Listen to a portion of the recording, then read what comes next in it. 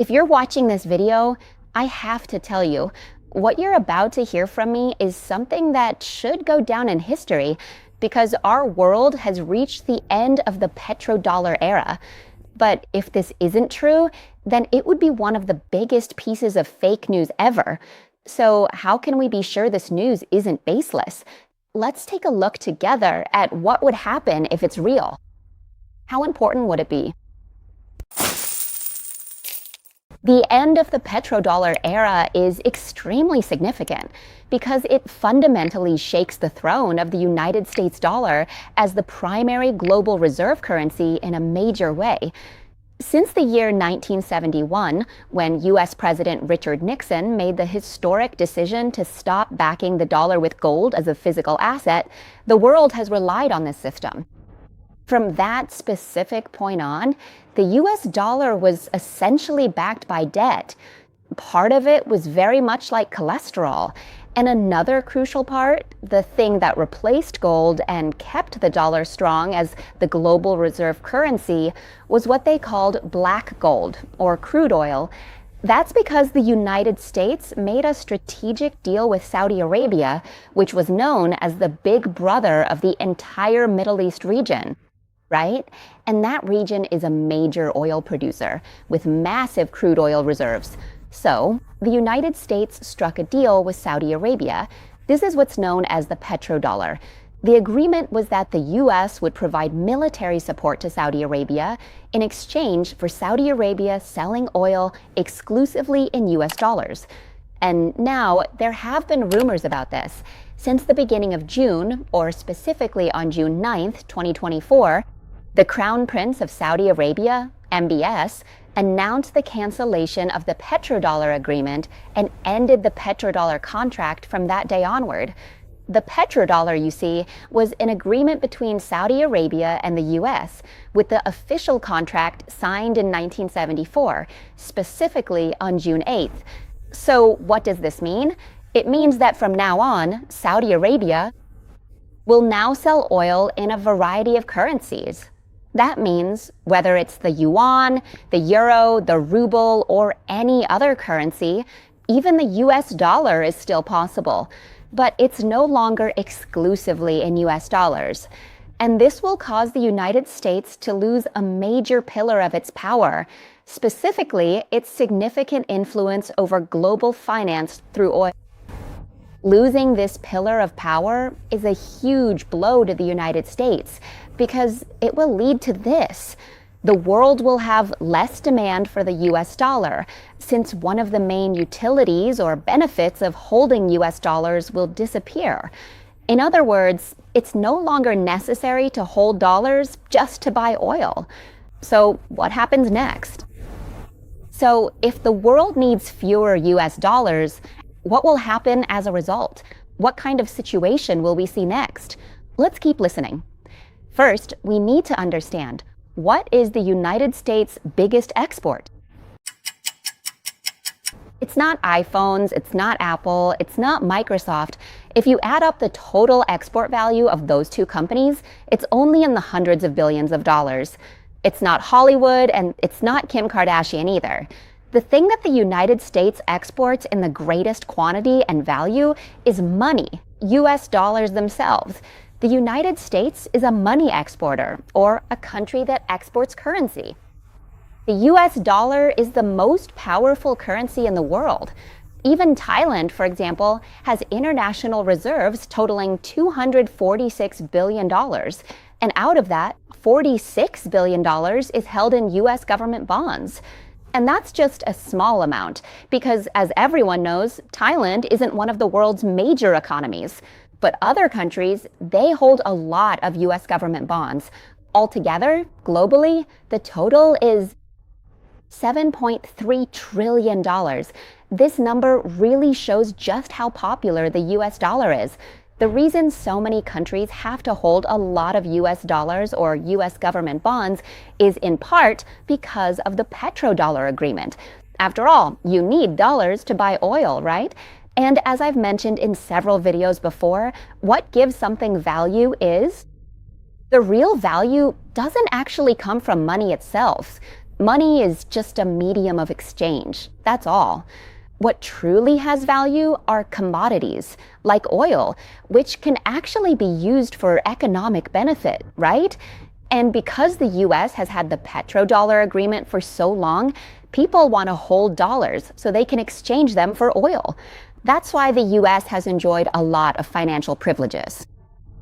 For example, they can borrow as much as they want, just like that. Most recently, the United States has a national debt of $34.8 trillion, and that's just the public debt created by the government. US government bonds, or the debt that the US issues to the rest of the world, right? That money comes back as cash circulating within the country, which helps sustain the US economy. This keeps the US economy stable and allows the stock market to perform well because there's plenty of liquidity or cash flow and it never runs dry. As a result, inflation doesn't get too high and interest rates don't have to be excessively high either. And another privilege that the US dollar has is that the United States can print as much money as it wants. Have you ever wondered why America is the only country in the world that can print unlimited amounts of money? And no matter how much they print, it doesn't cause inflation? No matter how much they print, the value of the dollar isn't really shaken. Why is that? Let me explain. Imagine if another country's government tried to do the same thing. What would happen? Let's say, for example, you have $100. Wait, do I even have that? Nope, I don't. I've got 20. Okay, let's use this 20-baht bill as an example. Let's say I have 20 in my hand, a 20-baht bill, right? Now, the government, by that I mean any government that isn't the US government, prints more money into the system. Let's say they increase the money supply by 50%.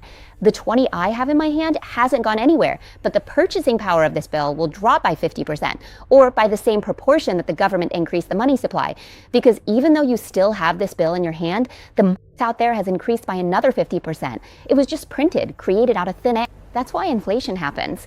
That's why, for example, a bowl of noodles 10 years ago, how much was it? 2 baht, right? But now you definitely can't find a bowl for 2 baht anymore. In the United States, their money also experiences inflation, but it's not severe. Even if they print a massive amount of money, it doesn't destroy their financial system because the US dollar is in demand all over the world. So they can actually export inflation and spread it out to other countries. Let me give you an example of the US financial system, or their money printing. Suppose in other countries, if they print too much money, the country will face inflation, their currency would depreciate, and goods would become more expensive because all that money is stuck inside the country, right? But if it's the United States, for example, imagine a balloon, a deflated balloon. When money comes in, the balloon inflates. The balloon inflates. Having more money in the system means printing money or borrowing money. But if it gets to be too much, you just let some air out of the balloon. The balloon won't get too big, so it won't burst, because there are people waiting to catch it, people ready to buy, and a lot of demand for the dollar. But if one day the petrodollar disappears, there will be some people who think, well, I don't really need the dollar that much. If the US keeps using the same old methods of printing massive amounts of money or borrowing huge sums and keeps pumping money into this economic balloon, it'll just keep getting bigger and bigger and bigger. If it can't be released enough, then it will have to. First. So to draw the line, the reason the US government can print or borrow so much money, more than any other country in the world, is because the whole world needs the US dollar. That's how the system works. If there's no petrodollar, the demand for the US dollar will decrease. When the demand for the dollar drops, it will shake the US economic system, which has long relied on borrowing or printing money to keep its own economy running. If that happens, if the US can no longer export its money and it gets stuck within the country like that, it will cause inflation because there will be too much money in the system. This will lead to a situation where everything becomes more expensive. Goods and products will cost more, right? Debts will also become more expensive. Student loans, credit card debt, mortgages, car loans, all will go up.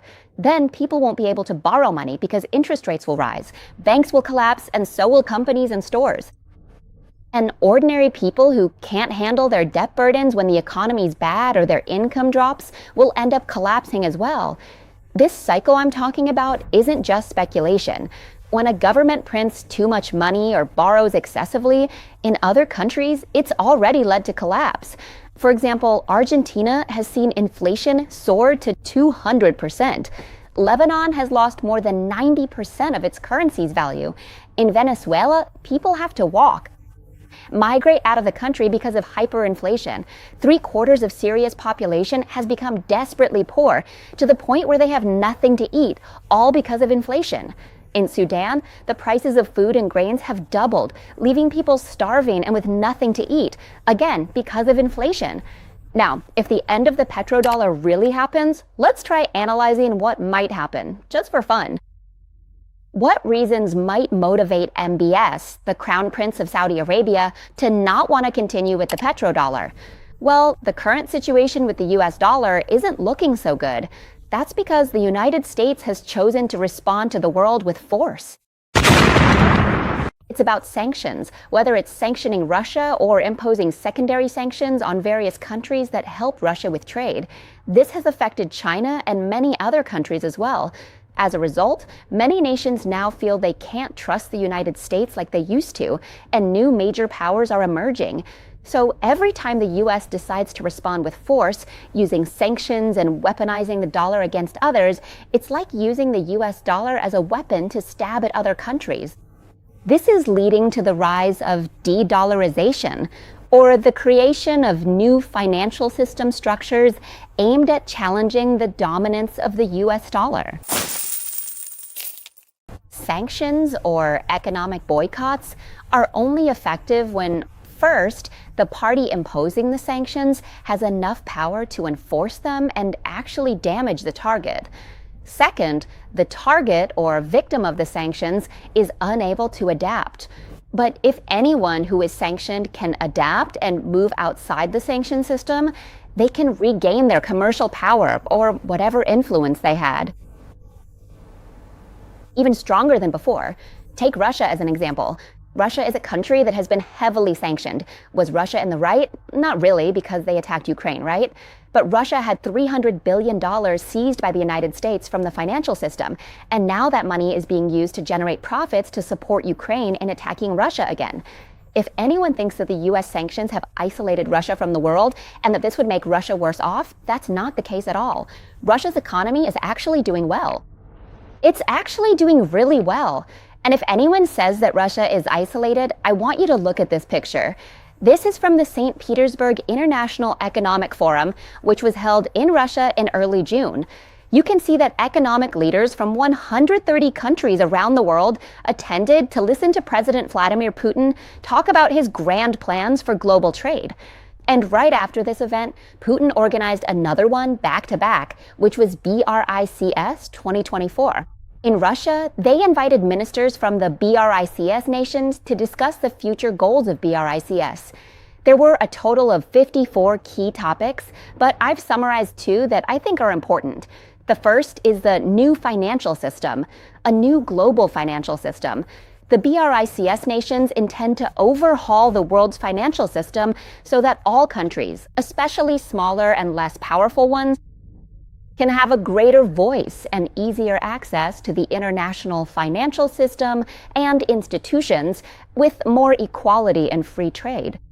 It's not about being under the Western monetary system or the US dollar, which is almost entirely controlled by the United States in managing the world financial system.